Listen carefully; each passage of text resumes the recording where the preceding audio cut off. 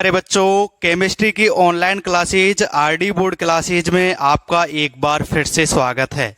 प्यारे बच्चों, हम आपके लिए सॉलिड स्टेट ठोस अवस्था केमिस्ट्री का चैप्टर फर्स्ट पढ़ा रहे थे। इसके अंतर्गत हमने ठोसों के वर्गीकरण के बारे में अध्ययन करना है। क्रिस्टलीय जो ठोस होते हैं वो चार प्रकार के होते हैं: आणविक ठोस, आयनिक ठोस, धात्विक ठोस और सह संयोजक या जिसे अपन नेटवर्क ठोस बोल सकते हैं। ये चार प्रकार के ठोस होते हैं। प्यारे बच्चों, मैं आपको चारों जो ठोस के प्रकार हैं क्रिस्टलीय ठोसों के, इन चारों ठोसों के बारे में आपको आसानी से अच्छे ढंग से समझाऊंगा और साथ में ही आपको मैं सारणी बना करके प्रत्येक चीज को यहाँ पर बताऊंगा। इसलिए आप इस वीडियो को अंत तक जरूर देखें और वीडियो को लाइक जरूर कर दें। तो प्यारे बच्चों, अब हम बताते हैं कि जो केमिस्ट्री सब्जेक्ट के अंतर्गत सॉलिड स्टेट है, इसके अंतर्गत हम जो क्रिस्टलीय ठोस है उनके जो चार प्रकार हैं उनके बारे में बात कर लेते हैं।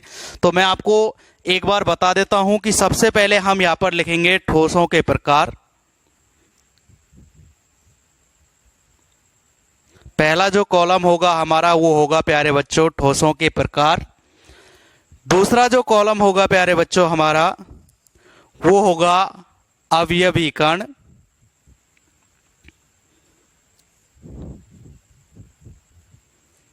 अवयवीकरण के बाद जो प्यारे बच्चों अगला कॉलम हमारा होने वाला है वो होगा आकर्षण जो बल है अवयवीकरणों के मध्य, वो कौन सा है? आकर्षण बल।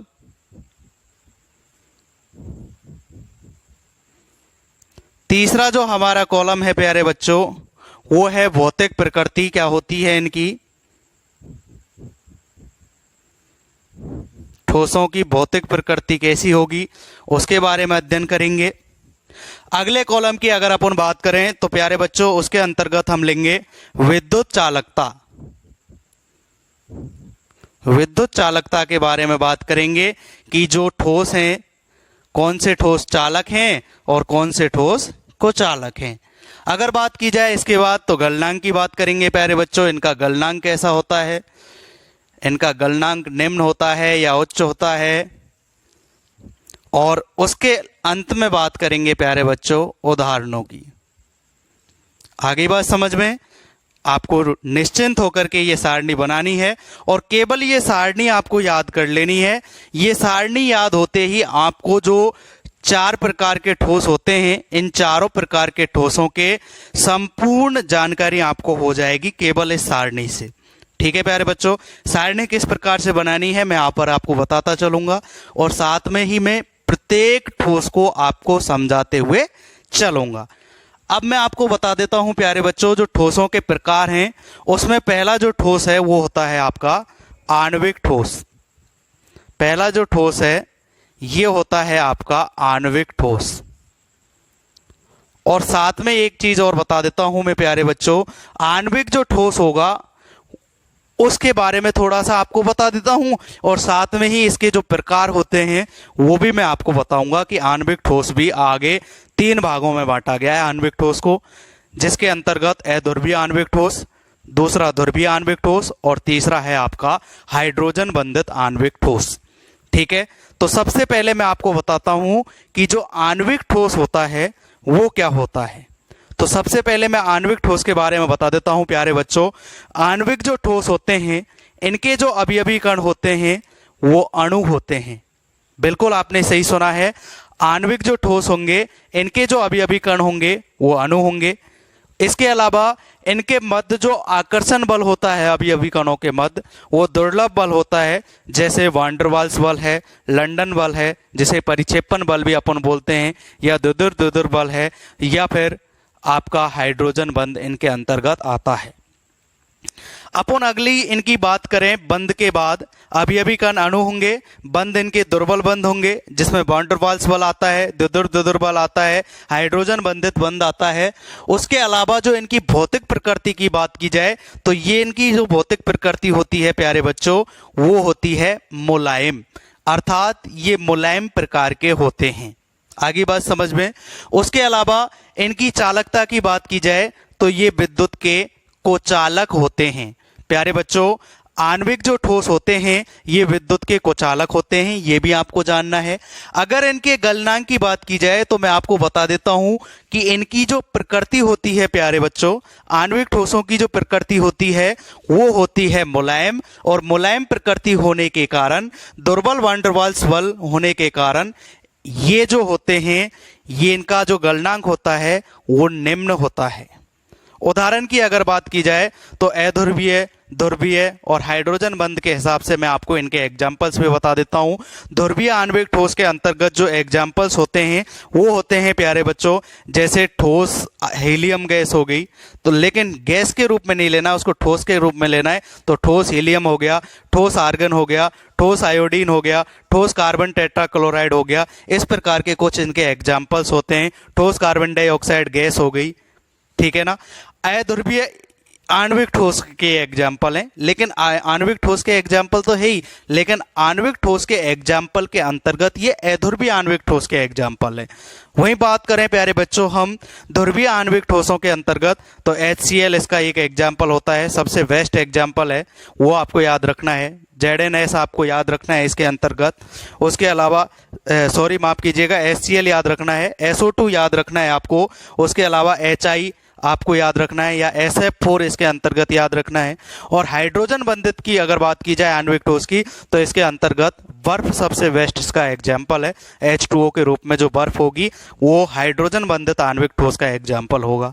तो कहने का मतलब आणविक ठोस के बारे में अगर आप एक लाइन में लिखना चाहो, कहने का मतलब एक पैराग्राफ आप आणविक ठोस के ऊपर लिखना चाहो, जैसे क्वेश्चन पूछ लिया जाए आपसे कि आणविक ठोस को समझाइए, तो आपको लिखना है कि आणविक ठोस के अवयवी कण अणु होते हैं। इनके मध्य अवयवी कणों के मध्य जो आकर्षण बल होता है वो दुर्बल वान डेर वाल्स बल होते हैं, या आपके हाइड्रोजन बंध होते हैं। ये मुलायम होते हैं, अर्थात इनकी जो भौतिक प्रकृति है वो मुलायम होती है। इनका जो गलनांक होता है वो निम्न होता है। और कुछ इसके अंतर्गत आपको एग्जाम्पल लिख के आने, इस प्रकार से आपका आणविक ठोस क्लियर हो जाएगा। अब आणविक ठोस को 3 भागों में बांटा है प्यारे बच्चों। 3 भाग के अंतर्गत अध्रुवीय आणविक ठोस, ध्रुवीय आणविक ठोस और हाइड्रोजन बंधित आणविक ठोस की बात हम आगे करेंगे। प्रत्येक को अच्छे से हम आपको समझाएंगे। तो सबसे पहले बात कर लेते हैं अध्रुवीय आणविक ठोस की। तो पहला हो गया अपन का अध्रुवीय आणविक ठोस। तो प्यारे बच्चों अध्रुवीय जो आणविक ठोस होगा इसके जो अवयवी कण होंगे अध्रुवीय अणु होंगे। इनके मध्य जो बल होगा वो दुर्बल बल होगा, क्षीण बल होगा, जिसका नाम होगा लंदन बल या परिक्षेपण बल जिसे अपन बोल सकते हैं। साथ में इनकी जो भौतिक प्रकृति होगी प्यारे बच्चों वो होगी मुलायम। विद्युत चालकता की बात की जाए तो अध्रुवीय आणविक ठोस विद्युत रोधी होते हैं, अर्थात विद्युत के कुचालक होते हैं। इनका गलनांक निम्न होता है। और अगर मैं एग्जाम्पल की बात करूं, अगर मैं उदाहरण की बात करूं, तो इसके अंतर्गत ठोस हीलियम आ गया, ठोस आर्गन आ गया, इसके अलावा ठोस CO2 गैस आ गई, कार्बन टेट्राक्लोराइड CCl4 आ गया। बहुत सारे इनके एग्जाम्पल्स होते हैं। आगे बात समझ में अध्रुवीय आणविक ठोस के बारे में, तो मैं यहाँ पर लिख देता हूं अवयवी कण के अंतर्गत। तो अवयवी कण की बात अगर अपन कर रहे हैं अध्रुवीय आणविक ठोस के अंतर्गत, तो आपको अवयवी कण के अंतर्गत लिखना है क्या? आपको लिखना है कि इनके जो अवयवी कण होंगे वो अध्रुवीय अणु होंगे। तो यहां पर मैं लिख देता हूं अध्रुवीय अणु। साथ में प्यारे बच्चों मैं आपको यह भी बताऊंगा कि एग्जाम के अंतर्गत क्वेश्चन किस प्रकार से पूछा जाता है। पिछली बोर्ड क्लासेज में इसके अंतर्गत क्वेश्चन किस प्रकार से पूछा गया है यह भी मैं आपको आसानी से बताऊंगा और बारीकी से समझाऊंगा। तो यहां पर मैं बात कर लेता हूं अध्रुवीय आणविक ठोस की। तो इनके अवयवी कण होते हैं अध्रुवीय अणु। अगर इनके आकर्षण बल की बात की जाए प्यारे बच्चों, तो इनके मध्य जो आकर्षण बल होगा वो होगा लंदन बल, जिसे अपन परिक्षेपण बल भी बोलते हैं।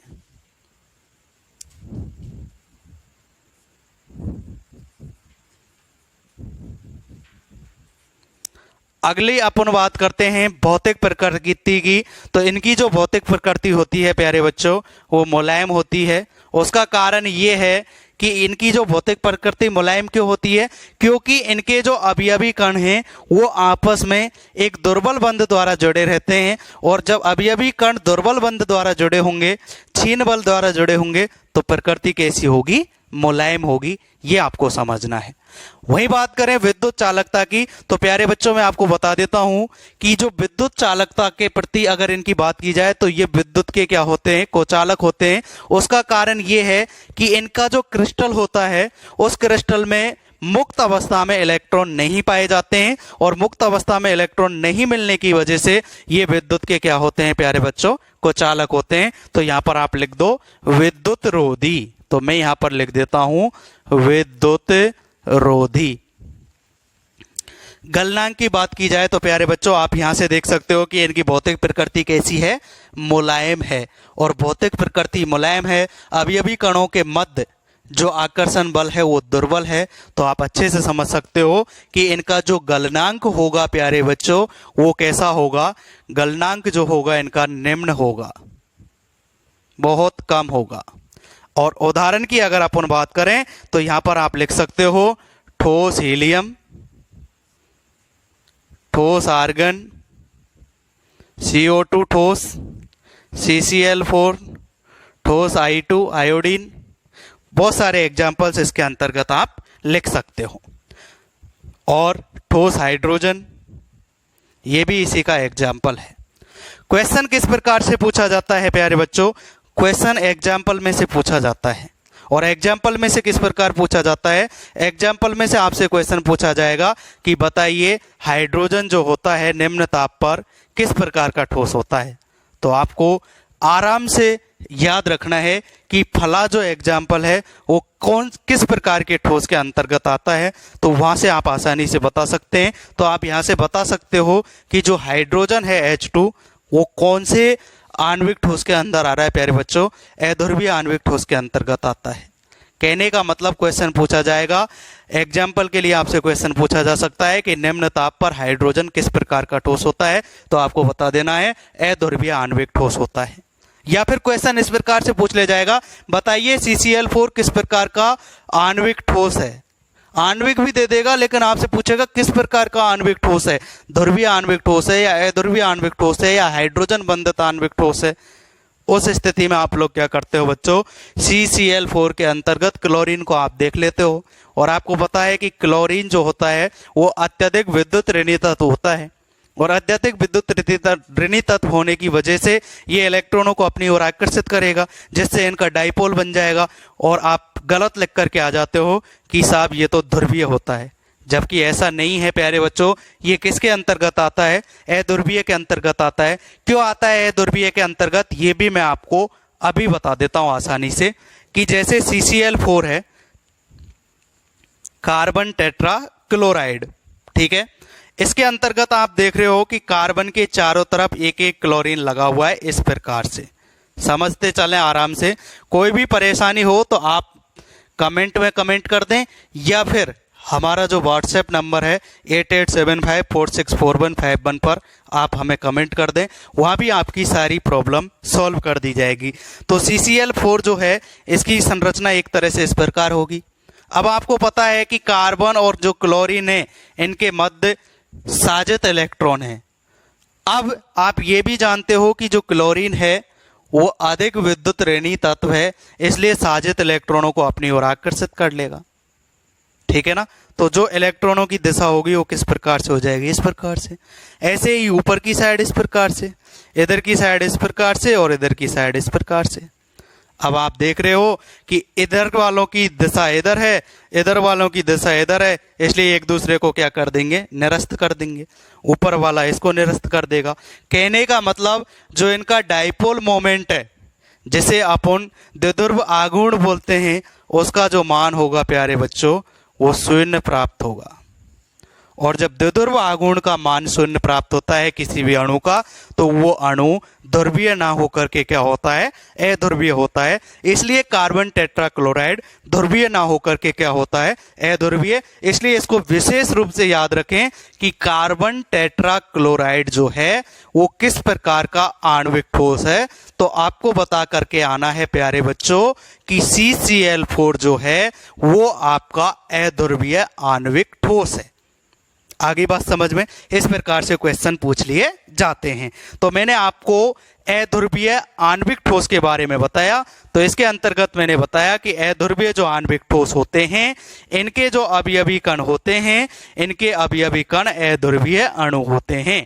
साथ ही मैंने बताया कि जो अवयवी कण जो अध्रुवीय अणु होते हैं, इन अवयवी कणों के मध्य जो आकर्षण बल कार्य करता है, वो आकर्षण बल होता है प्यारे बच्चों दुर्बल आकर्षण बल होता है, जो होता है लंदन बल या प्रतिक्षेपण बल। ठीक है ना।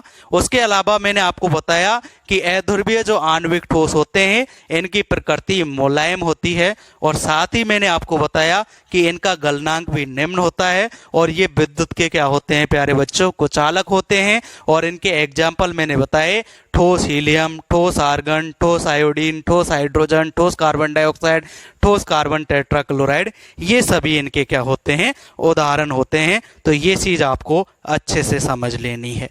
ये तो बात हो गई प्यारे बच्चों अध्रुवीय आणविक ठोस के बारे में। अब हम बात करने जा रहे हैं दूसरा नंबर का जो आणविक ठोस है, वो होता है ध्रुवीय आणविक ठोस। अब हम आपको बताएंगे कि ध्रुवीय आणविक ठोस क्या होता है। जिस प्रकार से हमने आपको अध्रुवीय आणविक ठोस बताया है, उसी प्रकार से हम आपको ध्रुवीय आणविक ठोस के बारे में भी यहाँ पर अध्ययन करवाएंगे। दूसरे प्रकार का जो आणविक ठोस होगा प्यारे बच्चों, वो होगा आपका ध्रुवीय आणविक ठोस। कहने का मतलब ध्रुवीय आणविक जो ठोस होगा वो होगा दूसरे नंबर का। तो यहां पर मैं लिख देता हूं ध्रुवीय आणविक ठोस। तो प्यारे बच्चों नाम से ही क्लियर है, ध्रुवीय आणविक ठोस, ध्रुवीय आणविक ठोस जो होगा, इसके जो अवयवी कण होंगे वो ध्रुवीय अणु होंगे।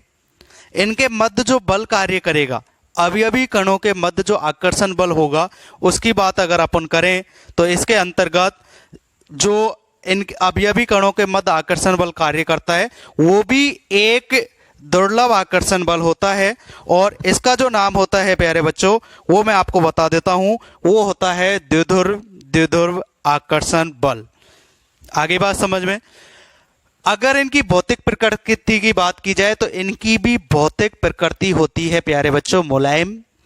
विद्युत चालकता की बात की जाए तो ये भी विद्युत के होते हैं कुचालक। गलनांक की बात की जाए तो इनका भी गलनांक होता है निम्न। और उदाहरण की अगर बात की जाए तो इसके अंतर्गत HCl इसका एग्जाम्पल है, SF4 इसका एग्जाम्पल है, साथ में HI इसका एग्जाम्पल है, SO2 इसका एग्जाम्पल है। आगे प्यारे बच्चों बात समझ में। तो मैं यहाँ पर बता देता हूँ, ध्रुवीय जो आणविक ठोस होंगे, इनके अवयवी कण जो होंगे वो होंगे ध्रुवीय अणु। साथ में अगर बात की जाए आकर्षण बल की, तो इनके मध्य जो आकर्षण बल काम करेगा वो द्विध्रुव आकर्षण बल होगा। अवयवी कणों के मध्य जो आकर्षण बल होगा वो होगा ध्रुवीय अणु के अंतर्गत द्विध्रुव आकर्षण बल। भौतिक प्रकृति की बात की जाए तो ये भी मुलायम प्रकृति के होते हैं, तो यहां पर आपको लिख लेना है मुलायम।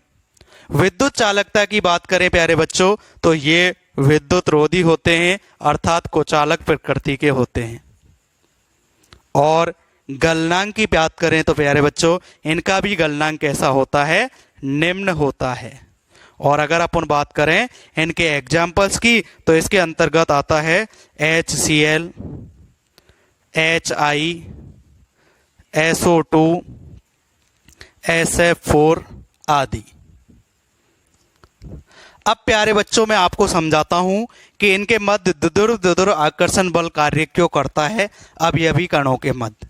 तो एग्जाम्पल के लिए यहां पर HCl दे रखा है, ठीक है प्यारे बच्चों।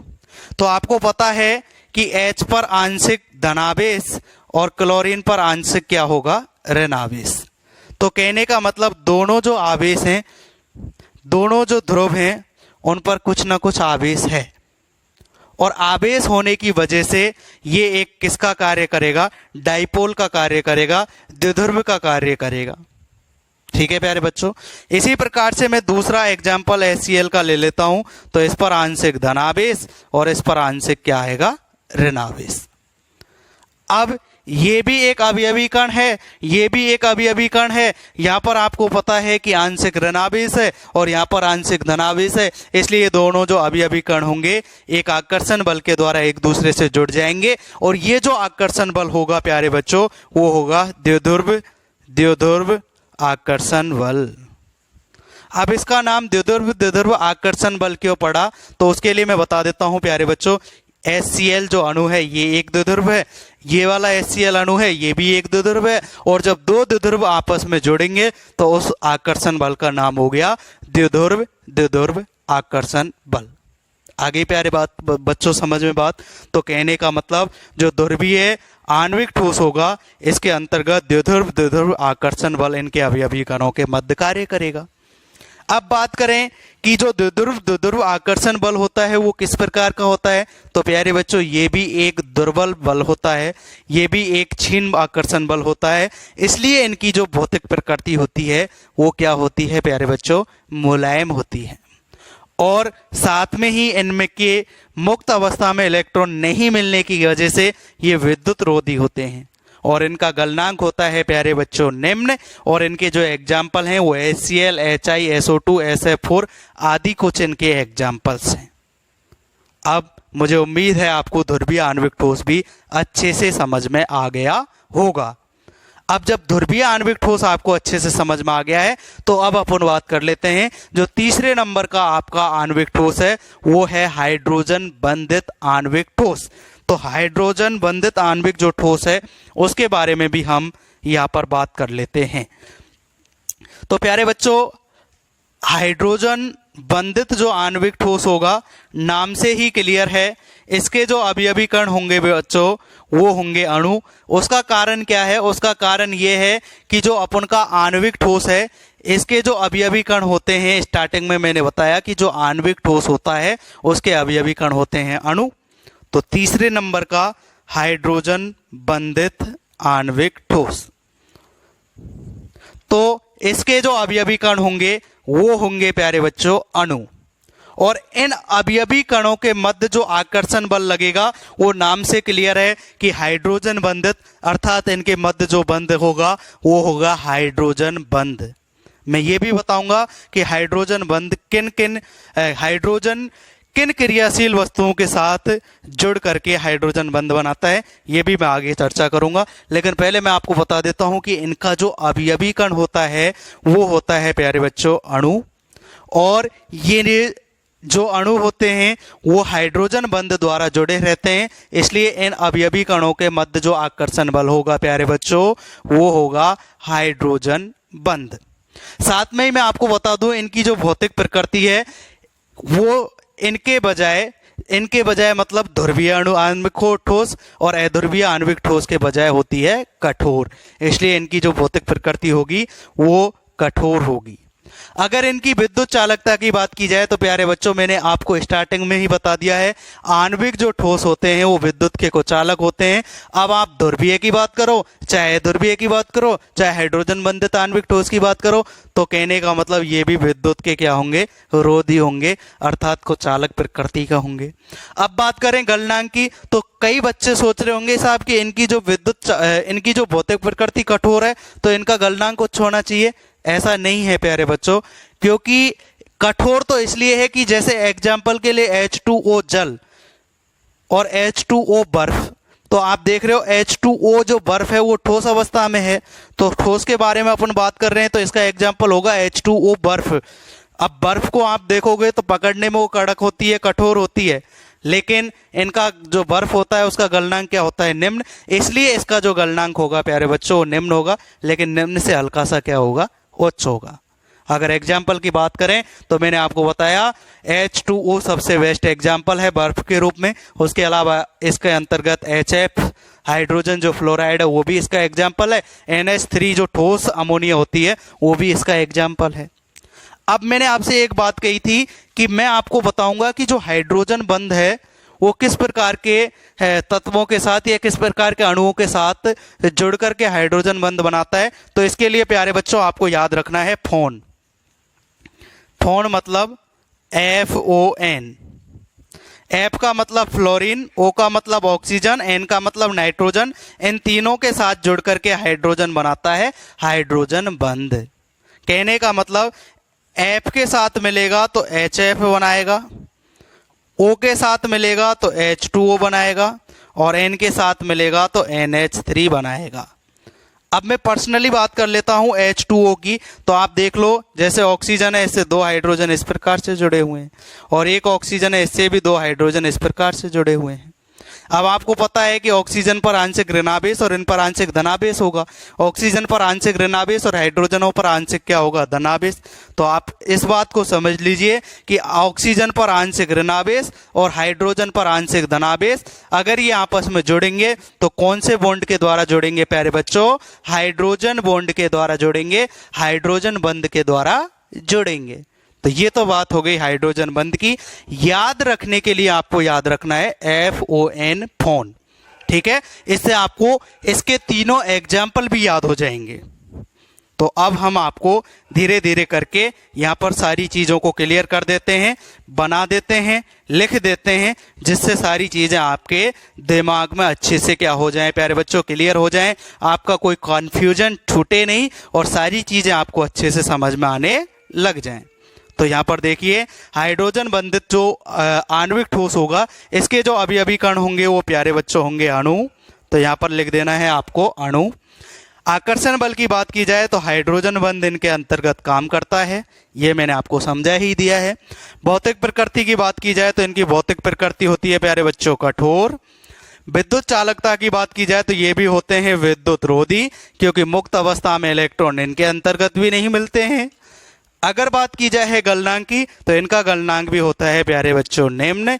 और एग्जाम्पल की बात की जाए तो H2O बर्फ के रूप में, वहीं HF और NH3 भी इसके एग्जाम्पल हैं। तो ये बात हो गई आणविक ठोस के बारे में। आगे अपन बात करने वाले हैं आयनिक ठोस के बारे में, उसके बाद अपन बात करेंगे धात्विक ठोस की, और उसके बाद हम लास्ट में बात करेंगे सहसंयोजक ठोस की।